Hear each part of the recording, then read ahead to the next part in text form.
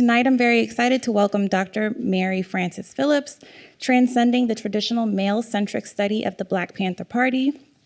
Black Panther Woman offers an innovative analysis of Black political life at the intersections of gender, motherhood, and mass incarceration. This book serves as an invaluable toolkit for contemporary activists, underscoring the power of radical acts of care as well as vital strategies to thrive in the world. Dr. Mary Frances Phillips is a historian, scholar, activist, public intellectual, and associate professor of African American Studies at the University of Illinois Urbana-Champaign. Her interdisciplinary research agenda focuses on race and gender in post-1945 social movements in the carceral state. Her scholarly interests include the modern Black freedom struggle, Black feminism, and Black power studies. Phillips will be in conversation with Dr. Quito J. Swan. Swan is a professor of history and director of Africana Studies at George Washington University. His writings have appeared in the Radical History Review, the Journal of Civil and Human Rights, the Journal of African American History, and the International Journal of Africana Studies. Please join me in welcoming to Politics and Prose, Dr. Mary Frances Phillips and Dr. Quito J. Swan.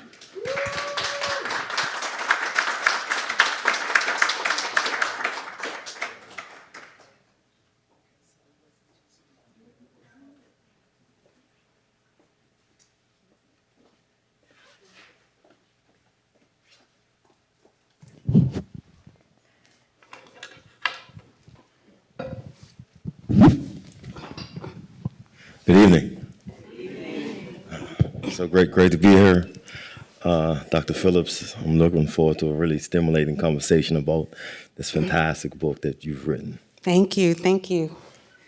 So let's begin. Where are you? How are you? And how did you come to write this fabulous story? Yeah, thank you for that opening question. I'm good, I'm excited. How did I come to this book? So initially, I've always been interested in the Black Panther Party. Excuse me.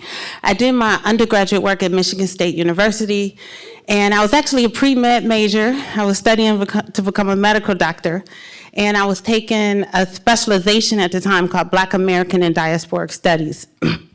And I was taking all my Black history courses, and when we got to the topic of the 1960s, 1970s, and we got to the Black Panthers, I noticed it was very male-centered. You know, many of the more high-profile figures that we often know about, Huey P. Newton, Bobby Seale, Eldridge Cleaver, was covered, but not so much on women and what their contributions, you know, their leadership in the movement. So I kind of put it aside. I finished my degree, went to Ohio State, got my master's, and when I came back to Michigan State to get my PhD, I knew I wanted to do my dissertation on the Black Panther Party. And so my dissertation is a dual biography on Ericka Huggins and another leader in the Black Panther Party, but interestingly, this book is a very different type of project than my dissertation was. It's a more advanced treatment. I use very little, less than a paragraph of my dissertation in this entire book. It's all new sources, really digs deep in a whole other part of Ericka Huggins' life, really looking at her experience in prison and the way in which she survived some of the deepest depths of this kind of horrific condition that she experienced while she was incarcerated. And I think it really allows us to look at the Black Panther Party in a really unique way, considering spirituality. It moves us away from not just this kind of male-centered understanding of the Black Panther Party, but more, you know, thinking about wellness practice and spirituality, a topic that most people don't think about when they're thinking about the Panthers. Yeah, that actually leads me to my next question. You say that the Black Panther Party is one of the most talked about, but most misunderstood organizations of the Black Power movement. Could you expound on that a little bit? Yeah, so most people are very familiar with the Black Panther Party. You know, they, you know, and very cursory way, they're know about the community programs of the Black Panther Party. Many are familiar with the free breakfast program. That's probably the most covered community survival program. But they have well over a dozen community programs, from free health clinics, free shoe programs. I could go on and on and on. They had even a program for senior citizens, because in the community, senior citizens were getting robbed when it was time for them to get paid, and so they could call the Panthers and they would offer transportation services. So it's many community survival programs. They had their own school, the Oakland Community School, one of their last community survival programs. And that really is the bread and butter of the organization, the heart work of the Black Panther Party. But it's misunderstood because the media often portrays them in a certain kind of way, as this kind of dominant group that is all about hatred, that didn't form these kind of coalitions. They were forming coalitions with feminist organizations. They were forming coalitions with right progressive organizations. They were doing, involved with international alliances. And so, there's a lot of complexity and nuances when we think about the history of the organization that is completely, for the most part, erased from the media. So that's what I mean when I say that. Thank you. I found one of the most compelling parts of the book and threads is spiritual wellness. Yeah. And I think it's interesting because in today's world, there's this kind of, acceptance of self-care as being important, but also a rejection by some communities as, is this a kind of idea from a position of privilege, or Black privilege in a kind of liberal capitalist moment. But I think for you, I found compelling how you connect spiritual wellness as a direct response to white supremacy violence, and as a movement that also connects it beyond just individuals, but community. I thought that was really compelling, and probably in my humble opinion, one of the most brilliant takes when we think about wellness and self-care as community care. Can you talk about spiritual wellness and as a movement, as you mentioned in the book? Well, through Ericka's story, she helps us understand that political practices are intricately tied to spiritual practices. Right. It goes hand in hand, right? And so working your way and healing yourself through trauma, while also very much connecting with those you are, in community with, communicating and connecting with them as spiritual beings is critically important. And when we think about the Black Panther Party, they were often under assault. You had FBI COINTELPRO, you had government repression that was happening. I mean, being a Panther was a full-time commitment, 24 hours. And the daily assault that was happening, not just on the Panthers, but on their families. I remember Ericka telling me that, her family was getting impacted. And we know this in the autobiographies of many of the Panthers as well. So it's so much sacrifice that goes into the work of doing political engagement, if you will. But it's intricately tied when we think about spirituality and political practices to revolutionary work. And Ericka helps us understand that, and through the work, what I argue is there were pockets of this going on, right? We see this not only in Ericka's work that she did when she was incarcerated. We see this with other Panthers, such as Mutulu Shakur, right, and the acupuncture, the Lincoln Detox Center that he started in New York City, as well as we see this very early when we think about the civil rights movement in Rosa Parks with Stephanie Evans' work. Really, she accounts Rosa Parks' engagement with yoga. Many people don't even associate Rosa Parks with any kind of wellness practices, let alone yoga. And she's teaching yoga classes at the same time that she's doing this kind of civil rights activism as well. And so, when we think about spiritual wellness, it is about wellness practices that engages the mind, the body, and the soul. And that looks different for many people, right? For Ericka, that was yoga, that was meditation. that was building community with other women as she was incarcerated. The book takes up her life in prison because that really served as a turning point in her life with spirituality.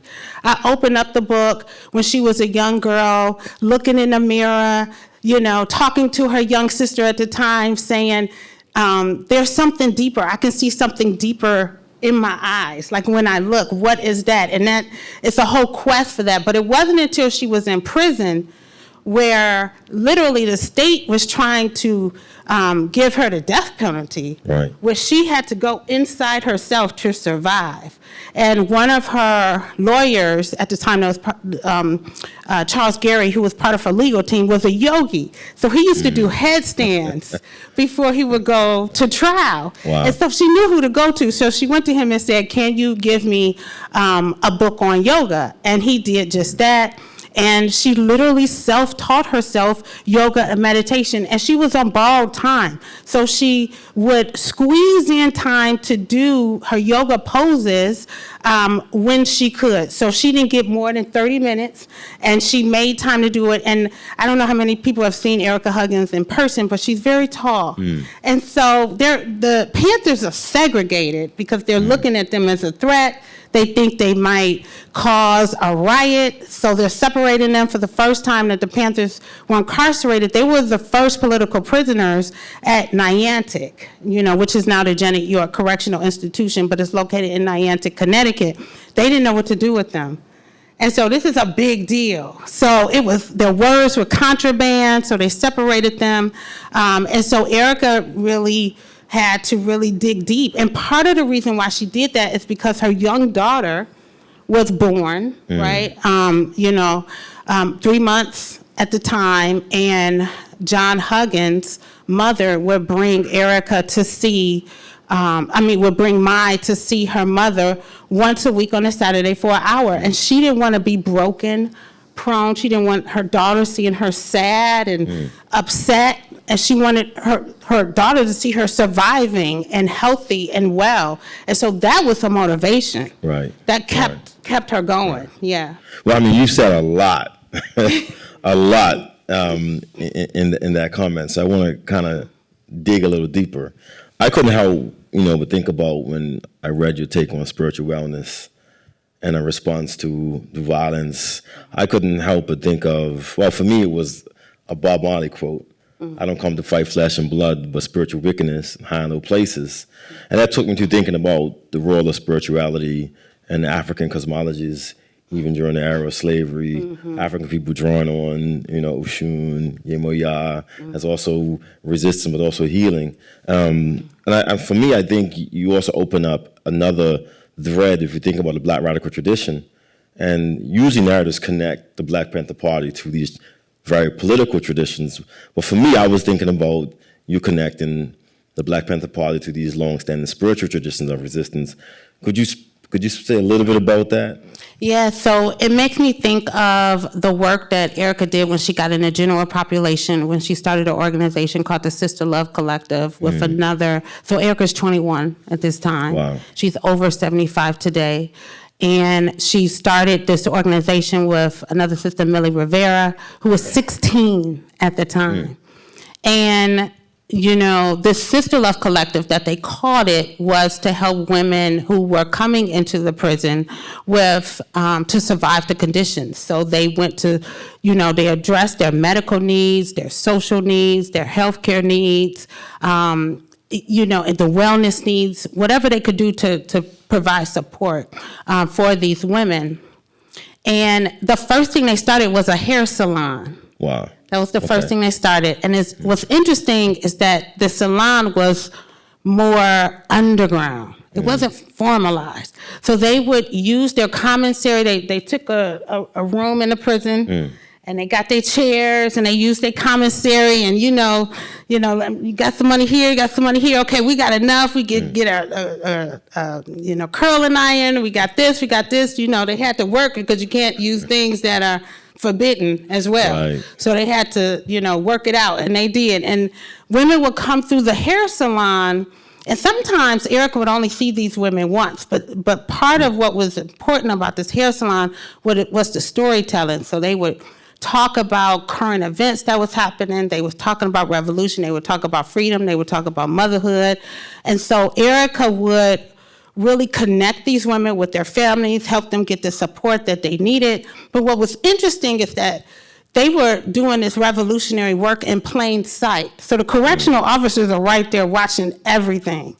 And they're not thinking nothing of it because they just see women doing hair. But it's one of the most revolutionary things that they're doing, you know what I'm saying? And so, you know, when you was talking about that, I was thinking about how part of this kind of wellness practice, in particular when we think about the communal work Ericka was doing, is very much tied to mutual care societies. You know, that we can, you know, Black women's and mutual aid societies as well. So I'm thinking about that tradition that Ericka was tapping into in doing that work.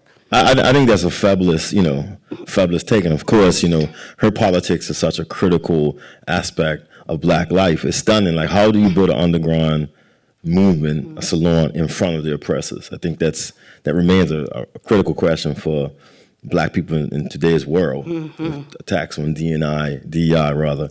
So I do want to go back to, you know, Ericka's earlier life, because in some sense this is also a story of DC.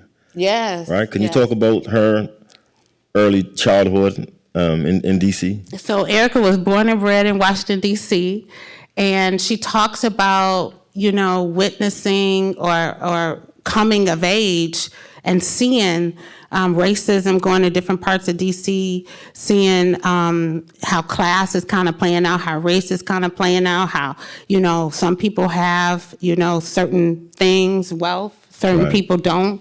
And she's asking her mother, you know, about questions around poverty and trying to understand. So these are like the beginnings of her understanding how systems of race work in America and how racism, she's going, you know, in certain parts of you know, Capitol, and she's seeing more wealth and, you know, in different parts or what have you. And she also talks about how she witnessed police brutality and her sister actually talking back against the police who was actually attacking an elderly person and having a conversation. Well, really risking their lives because they could have, you know, they could have got killed for that. But speaking back and telling this police officer to stop attacking, you know, this brother that they were attacking at the time. And then when the March on Washington came, she attended against her mother's wishes because her mother was concerned about her safety. And Ericka said, well, you always wanted me, I'm paraphrasing it, but it was to the degree you always wanted me to be involved, to be aware, to know what was going on, to be engaged. And she has this, in her memory, she says, her mother said, I didn't mean you. you know, but she went against her parents' wishes. Right. And she went down to the March on Washington and she talks about that experience. And she said at that moment, you know, and she traveled by herself to do it. And she's a teenager at the time, and she said at that moment she knew she wanted to commit her life to serving her people and her community for the rest of her life. Like, that was the turning point. I think that was also another really great intervention, is that you unpack a generation of children, teenagers who are politicized, who are going to be Black power leaders, but they cut their teeth in what's largely seen as the civil rights struggle. I think that's also a very international story. Could you say a little bit about that dynamic of capturing this kind of childhood activism that's bigger than Ericka? Well, you know, I see it as tapping to the Children's March. When we think about the civil rights movement, you know, I see it tapping into getting politicized. You know, it was, you know, I think about Ericka and I think about other young children at the time watching television and seeing, you know, dogs attacking people, you know, Black and brown people, thinking about fire hoses or what have you, or listening to stories of their grandparents talk about surviving, living through Jim Crow segregation. You know, and Ericka has those stories and many other children have those stories, but storytelling becomes a key aspect, right? And that being passed down in the family, and that staying with Ericka and that becoming part of this kind of her politicization and this kind of mobilization to organize, like an organizing tool as well. Right. You mentioned Ericka's mother. One thing about this book is a very honest book, and biographies, sometimes you have to walk through, terrible truths. What was her relationship with her father like? Wow. So her father was in the military. When he came back from the military, he witnessed a lot of violence. He experienced a lot of racism. He took that anger that he had, and then he's coming back and he's experiencing racism at home, back home here in Washington, D.C., and he took that anger on his family. And he took that anger particularly on his wife. So Ericka witnessed her mother getting beat by her by her father. And Ericka was oftentimes placed in a position to be the other mother. And so at times her mother would have Ericka take her brother and her sister to another part of the house to protect them, right? And then it was other times when, as oftentimes with the oldest sibling, while the mother is at work or what have you, she will call Ericka and have Ericka begin the cooking or stop preparing the food or what have you. And so, there's some feelings around that that I believe Ericka still carries about being placed in a position of being the other mother. And of course, pain with that. She did make up, or I should say right before her father passed away, they did work through, and come to terms and come to peace with some things, some of that violence that occurred in the house. But I think it was very challenging for her, to the point where you can really see traces of this spirituality and these kind of healing practices, because while that violence is happening, Ericka turns to poetry.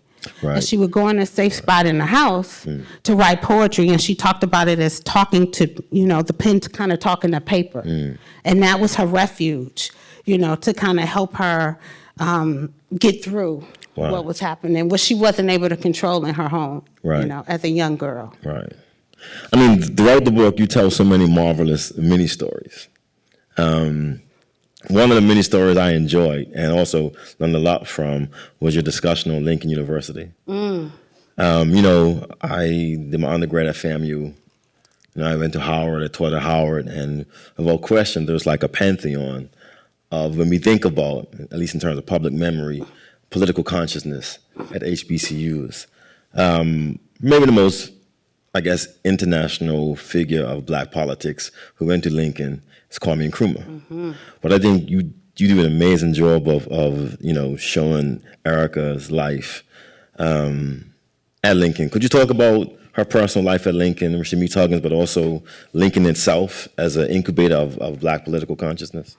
Yeah, so, there was so much activism, political activism, all of these key leaders, right, at Lincoln University.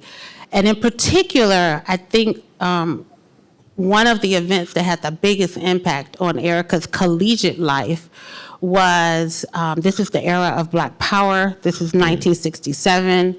So Kwame Ture, Stokely Carmichael, and Charles Hamilton are doing listening sessions of their classic book, Black Power. Wow. So Ericka is going to these listening sessions. I mean, that's I can't even imagine. Right. That's powerful. Yeah, it is. It is. Ericka then becomes involved in the Black Student Congress, which is the student group at the time, and really tries to, part of some of the things that she encounters in the Black Student Congress was sexism.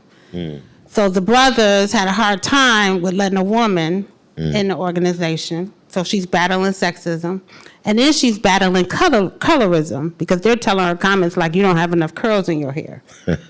Right? So she's really, going through some things, but she's getting politicized at the same time, and she's pushing through.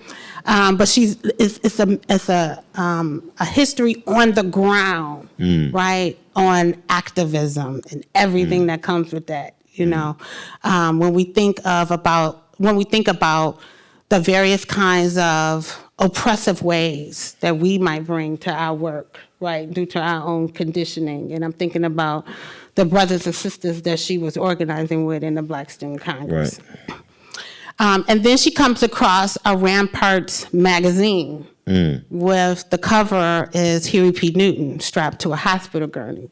So she is trying to figure this out. Who is this brother? What is going on? What's happening in Oakland, California? Who are the Black Panthers?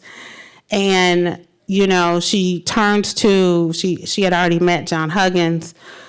She turns to her lover at the time, John Huggins, and they leave Lincoln University and drive across country to head to Oakland, California to join the Black Panther Party. But in the book you mentioned they're in the classroom and she passes him a note. Yeah. So she passes him a note and basically asks him, do you want to, I'm leaving. I'm going to join the Panthers, in my way of saying that you down. Right. And he says, absolutely. And so that becomes a whole journey, because once they get to Oakland, they got to find the headquarters. Right. They don't know nobody in Oakland. Right. You know what I'm saying? They got to find the headquarters and then more of the more politicization begins. But yeah, and so she transfers to Lincoln from Cheney. Right. And Cheney, she feels like it's not quite her place because she views it as more of a party atmosphere. So she goes to Lincoln wanting a more serious atmosphere, and she wanted to pursue education. In particular, she wanted to pursue special education because her high school, a boyfriend that she had when she was in high school, his brother was special needs. Right. And they would go and visit him, and she didn't like the way he was being treated at the center that he was at. And so she said, this is something that I want to pursue as well. So she goes, so that's, why she goes to Cheney, and it's just, this politicization. But it's interesting, when she joined the Panthers, of course, her parents were not supportive of this. And, they just said, well, Ericka, you do what you want to do. You gonna do it anyway. And so, but she called her parents and told them she didn't, and she didn't want to stop there. So she called and talked to them, and yeah. So DC, Pennsylvania, how did they get to Oakland? Bus, train, car? Car. So they got the car. They had another brother with them who was wanted to pursue, I believe it was music.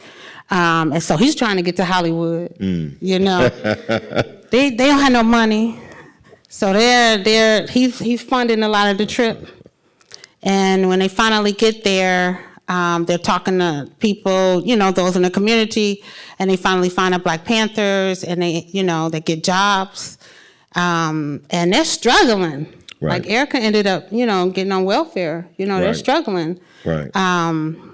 Yeah, and so, the organizing. But one of the first things she had to do when she joined the Panthers was watch the party office. Of course, they're selling Panther newspapers. Right. So yeah, they put them, of course, straight to work. Right. So UCLA, it's a critical moment in her life. Can you tell us about what happens at UCLA? Yes. So on the campus of UCLA, the Panthers, in particular. So there was a discussion on who would take over a program called the High Potential Program, who would serve as director of this program. The Panthers had a relationship with students at UCLA. Okay. And this discussion was also with Maulana Karenga's organization, the US organization. and there was some back and forth. And the FBI infiltrated both organizations and worked very strategically to build, or I should say exaggerate, this kind of what became strife between the two organizations, through the infiltrators. And on the campus of UCLA, during a meeting, John Huggins and Bunchy Carter got killed. And Ericka was at home at the time, and she just had her baby. And the Panthers came back, and they told her John Huggins had been killed, but she had already had this dream of things of building up. And Ericka has very strong foresight. So she had already had a dream that I talk about in the book, where she talked to John Huggins and basically had this kind of foresight. And essentially he was killed that day due to FBI violence and COINTELPRO.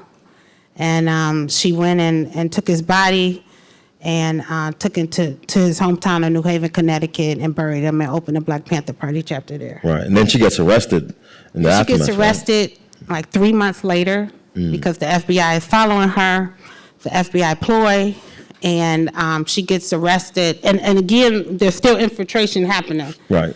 So she gets arrested for murder, conspiracy, and kidnapping for another Panther, Alex Rackley, who they believe was an FBI informant. They learned later that he was not an FBI informant. And so this is how she ends up in prison for 2 years fighting for her life. Let's just talk a little bit about COINTELPRO, which I'm sure most in the audience knows, the FBI's counterintelligence program, spearheaded by J. Edgar Hoover, who cut his teeth, civilian Marcus Garvey's Universal Negro Improvement Association decades before. This always struck me how, his entire career was attacking black movements and black nationalist movements, and also speaking to the FBI's not only domestic scope, but global scope. You also mentioned Mutulu Shakur as well. So I want to just ask you to tell us who is Mutulu and say a little bit more about COINTELPRO, and not just COINTELPRO in the moment, but as you interviewed, these former Panthers, how are they still living or struggling with the trauma of COINTELPRO, the level of uncertainty, the paranoia, who's an agent, who's not. Can you talk us through some of that, if you may? I think Ericka Huggins describes it best when she says many Panthers are walking wounded. They have not dealt with the wounds of that period. They saw a lot of their comrades literally killed. They were here one day and gone the next day.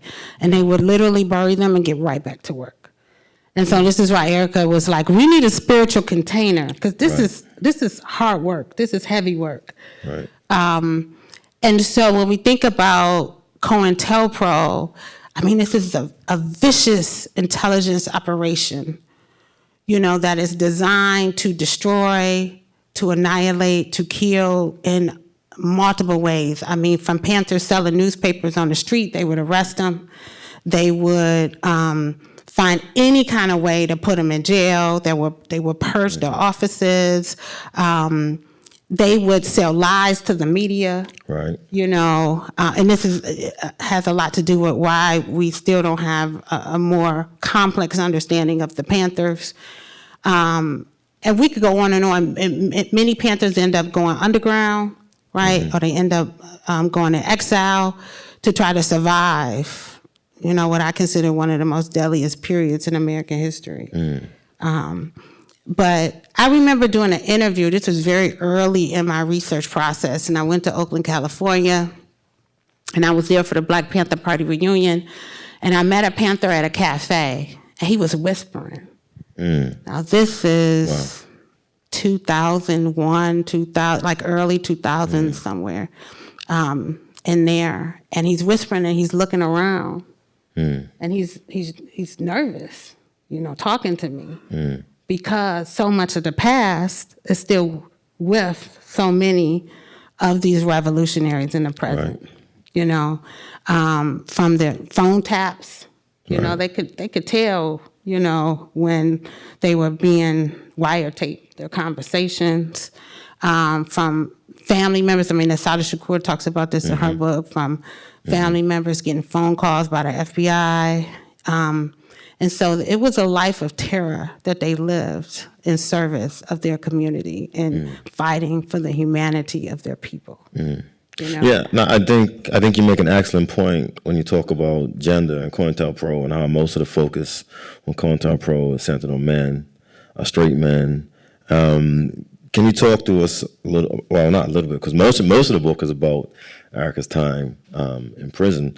You have a chapter on gender prison violence. Can you talk about some of those conditions that, you know, Ericka and other women face before we talk about her response in terms of spiritual wellness to that? So one of the first things, so Ericka's separated from her daughter. She was breastfeeding. Right. And, you know, that was really eye-opening for me. We don't talk about that when we think about the carceral state, this kind of gendered violence. Right. And so they were giving her these dark red pills, and she refused to take them for the longest. And it was to stop her, to dry up her milk. And her mother-in-law would come to the prison and advocate for her and say, do we have to do this in such a violent way? Like, can we find another way to do this? And at the time, that would be considered outrageous to do that for a prisoner. But it shouldn't be outrageous to think about humanity with those incarcerated, you know? So that's one of the things that she encountered immediately. The other thing is that the Panthers were placed in medical segregation, medical isolation. And so they're doing this strip search, and Assata Shakur's autobiography, I turned to her autobiography to really give us a sense of how violent that strip search and humiliating that strip search is. And then they separate them. They don't give a real reason why they are keeping them isolated for medical reasons, whatever that is. And then they place them in solitary confinement. And they're political prisoners, so they are incarcerated because of their political beliefs. And so they're going through what I consider exaggerated forms of violence, from these kind of fluorescent lights that's everywhere, to these beatings, to their mail getting censored, to just their property always being taken away from them. You know, pictures, you know, whatever it is, it's just always being taken away from them. You know, and so that's one of the things that they went through. But the Panthers, when they were incarcerated, some of the women were pregnant. Right. And so they didn't receive proper prenatal care, proper medical care as well. You had one Panther, Frances Carter, who gave birth in prison. The most torturous, I mean, it was just horrific. Her labor that she talks about in a public interview that I used. And so, you know, they wouldn't feed her, they wouldn't address her wound. You know, it's pretty violent what she went through. And so this is just an idea of the kind of violence. Yeah, I think I recall you saying that Frances, she weighed 40 pounds less after she gave birth than when she actually entered prison. Yeah. I mean, many of the Panther women were underweight. I mean, food was used as a form of punishment.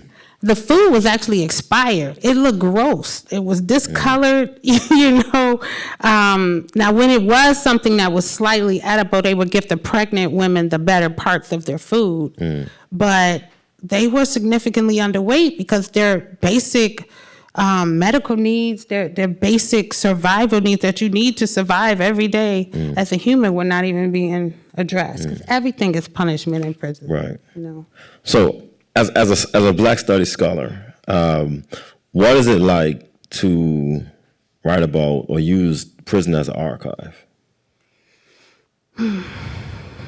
Well, I could begin in talking about how challenging it was Sure. to get those records, which was critically important because that's the bread and butter of the book. And so I initially reached out to the Connecticut State Library, the Niantic Library, and the Connecticut State Library. So arrest records are public. So the first thing I did was got the arrest records of all the Panthers, as well as the other women that she organized with, and I started with that, which says a lot in their arrest records. Like, and even in some of the arrest records, it would say if they were going back and forth to the hospital, so you could figure out, oh, this sister was likely pregnant. Right. You know, once you go through the archives enough. And so I started there, and then I worked with the Connecticut State Library, and you know, they told me, yeah, there's files on the Panthers. And so I had to go through Ericka to get permission for it. And they would tell me what was in those files. You know, some health records were in those files. A very detailed conduct log was in those files. Literally from... Conduct law? What you say? You said a conduct log? A conduct log. So... A log. A log that really, her everyday movements were pretty much, they watched her and they observed it and and they took note of her. So almost from the earliest days of her incarceration to the day that she got out of prison, they had these detailed notes. And it was extensive because she was in prison for 2 years. And so, you know, it was interesting writing about what the state was saying about her, how they was trying to frame her as the leader, as the agitator amongst the Panthers. They would say she did stuff, you know, inciting, you know, chaos or what have you. When she was in court, she wasn't even on the prison grounds, and they're saying, you know, Ericka did this or what have you. But much of the information on the other women were redacted. You know, and so it was interesting seeing how the state portrayed Ericka, this narrative that they were trying to frame around Ericka. And so talking about that and then writing against the state. So I needed Ericka's response to this prison log. Right, okay. You know, because one thing about women in the Black Panther Party is not a whole lot of books. Right. You know, this is the first biography on a Black Panther Party member. And so there was not one archival place where all Ericka's documents are at. The pieces of her life lay in many different university libraries. So there was an issue that I was, and Eula Taylor talks about this, the problem posed in finding less. And so I had to develop a relationship with my subject, and I had to turn to her for only stuff that she would know. How was that?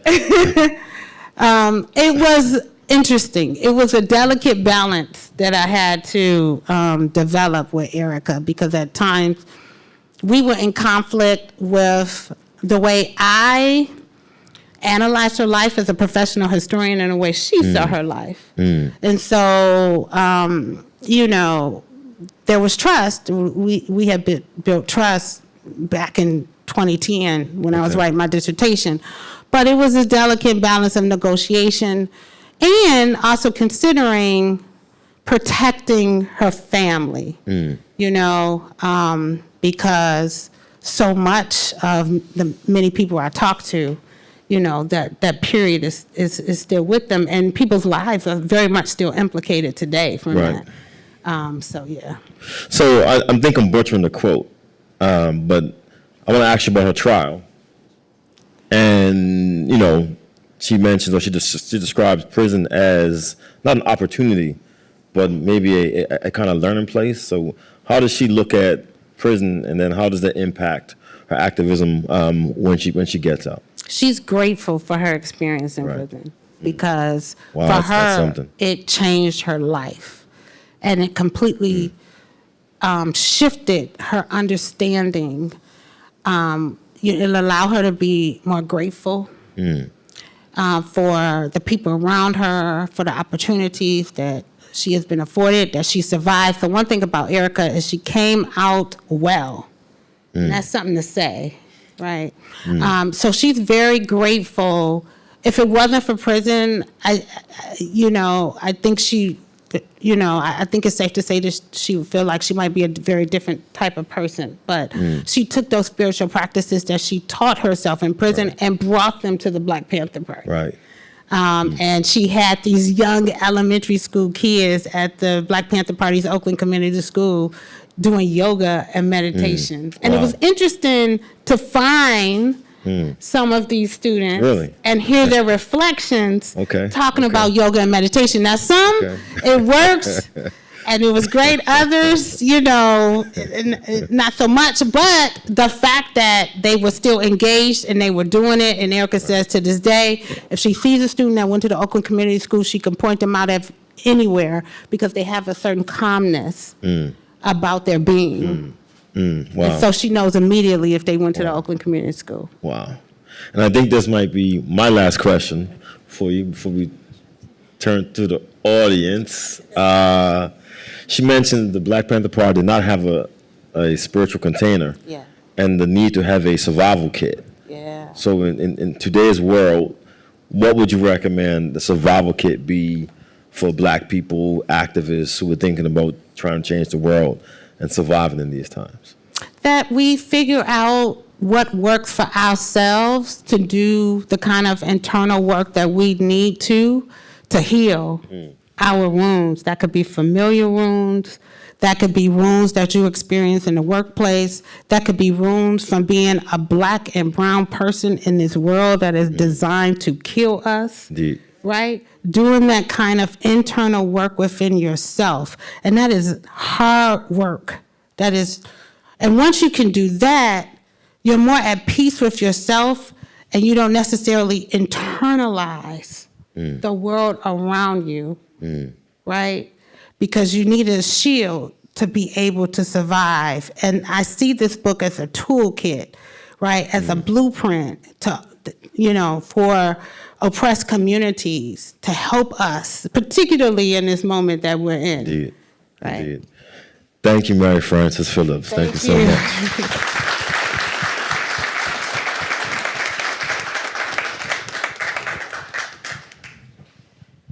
Any questions?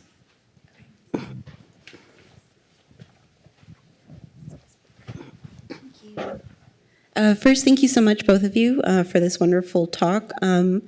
My question is kind of twofold. The first being, I think a lot of us kind of know why the FBI did what they did.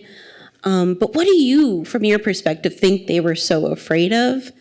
And then to my second part, has Ms. Huggins and other Black Panthers ever thought about suing the federal government for what they did? Because it was a violation of human rights. So to your first question, I think they felt that, when Black people are organized, Black people are building communities, Black people are supporting each other, they see it as a threat because they see us as subhuman. They don't see us as full human people. And so this is part of the reason why, COINTELPRO, that's part of that threat that they see. That in a lot of ways, I feel like we're trying to, with our government, trying to get pushed back into, those bygone days, right, that are very much still with us. And then tell me your other question, I'm sorry. Has Ms. Huggins and other Black Panthers ever thought about suing the federal government because they did commit human rights violations? So there's been tons, I could think of many organizations. That were designed or that has been trying to seek reparations. And so I know that the Panthers are certainly in support of reparations, but I think their activism with that is in line with a long history dating back to the period of slavery. Right. Of those enslaved arguing for reparations. I do think that is interesting how the daughters of Malcolm X have filed a suit against the FBI, the CIA, NYPD for the assassination of Malcolm. So I'm curious to see how that plays out, and maybe that might also encourage other folks to do similar.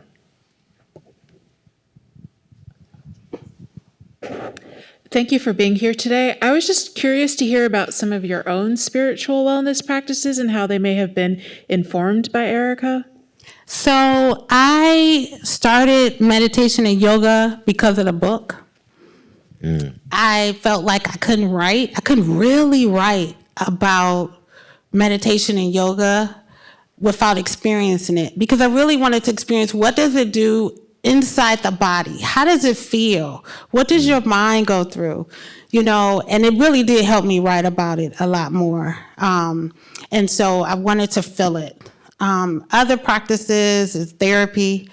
I've always had therapy ever since I was a college student. And then I have a strong knit community. I have like a cheerleading team in my family that keeps me going too. Oh, hello. Okay. Yeah, I just want to know, how did you go about establishing trust to get the former members to talk to you for interviews? And I say that because I know Jacoby Williams, who was like an advisor of mine in graduate school, he had a very hard time getting former members of the Illinois chapter to talk to him. So he had to rely on their memoirs. It's hard to hear you a little bit. Oh, yeah. So basically, I'll just summarize real quick. How did you establish trust to get former members to talk to you? And I preface that because an advisor of mine in graduate school, Jacoby Williams, had difficulty getting former members of the Illinois chapter party to talk to him. So he relied on memoirs. So there is a scholarly community of folks who study the Panthers.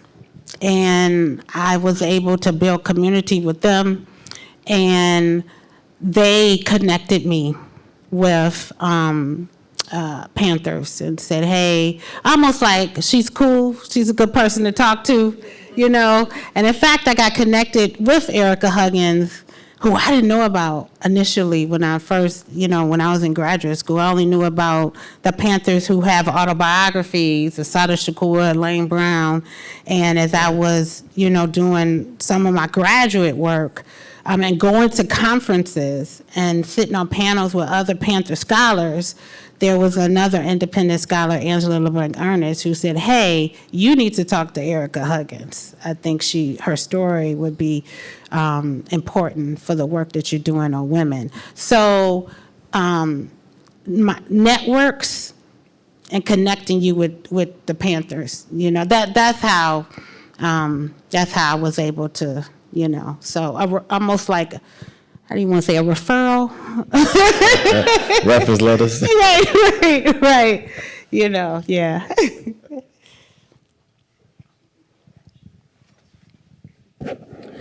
Just echoing everybody, thank you so much for being here, the both of you. It's been really informative. So you kind of started off, paralleling then and now, and the political climate then and what we're seeing now. And of course, it's very different, things wear different costumes these days. But with your work, working with Ms. Huggins and, what you've researched, where are the parallels that you're seeing from then and now, and kind of like the discriminant ways that it's still going on? And then I'm a young woman in my 20s, and I know that a lot of her activism started in her 20s too. And especially because you're focusing on the spirituality and like staying grounded in that sense, and being a Black woman can be very weathering in this society. Like, what have you as an author kind of seen ways to cope and get through what you're seeing now and the knowledge that you know back then? Okay, so there's a lot of, so there's a lot of, Good question. it's a lot of parallels. So a lot of what was illegal, right, in the 60s and 70s is now legalized through the Patriot Act, and so that's one thing. I mean, there's a direct connection with that. And, for me, so I'm a writer, right? I'm a storyteller. So being in a community with writers feeds me. You know, it keeps me being in a community. It's almost like when you're in school, being on campus and being in community with other students, you know, being around that environment. That's, you know, for me, that's really helpful. So I'm in several different writing groups. I'm in several different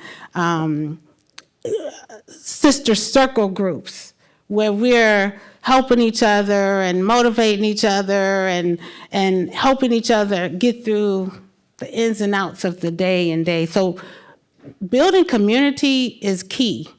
In every point in my life that I can think of, community building was part of what got me through, you know. We have time for one last question.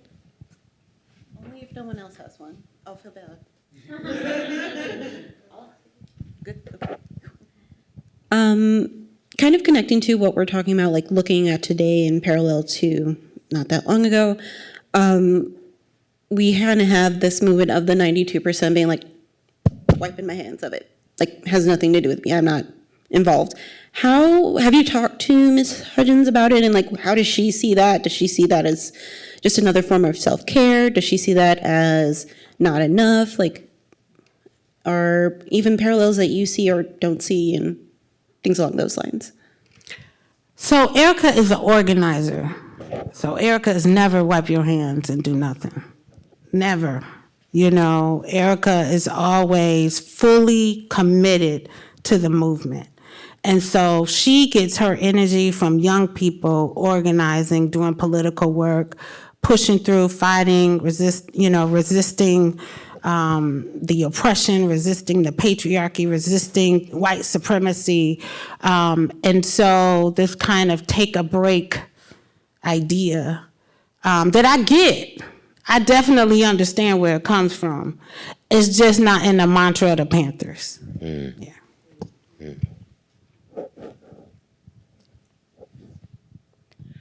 Okay, round of applause. Thank you so much for coming out. Thank you all. Thank you all. Thank you. Thank you. Thank you.